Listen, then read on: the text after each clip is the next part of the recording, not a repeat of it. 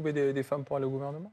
Non, je ne crois pas. Et je dis ça en tant que macroniste de la première heure. Parce que si aujourd'hui je suis ici, c'est parce que je suis députée européenne.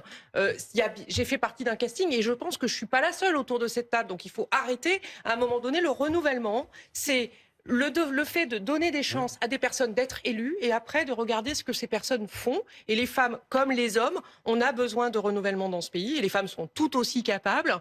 Donc on a un nouveau Premier ministre homme qui arrive et on peut parler des femmes inconnues de la Macronie, mais quand Édouard Philippe a été nommé, il était inconnu, Jean Castex était inconnu, il allait se planter, donc Elisabeth Borne a été inconnue, elle allait se planter, et ils ont fait le job.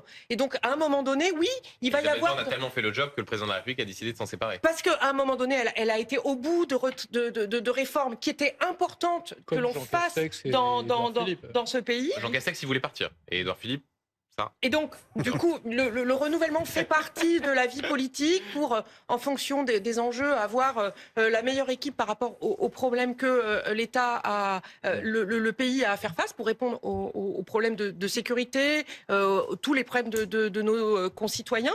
Et donc, bien entendu qu'il y aura la parité et bien entendu donc que... vous n'avez aucun doute? Je ne serai pas là. Ouais. Nous sommes la force politique qui a envoyé le plus de femmes à l'Assemblée nationale. Donc, désolé, je ne serai pas là. Pas de leçons à recevoir, c'est ce que vous dites. Et avec des femmes très... On a Nathalie Loiseau, qui est présidente de la commission défense au Parlement européen. Quel autre groupe politique a fait ça au Parlement européen? Pardon. Alors, il y a une...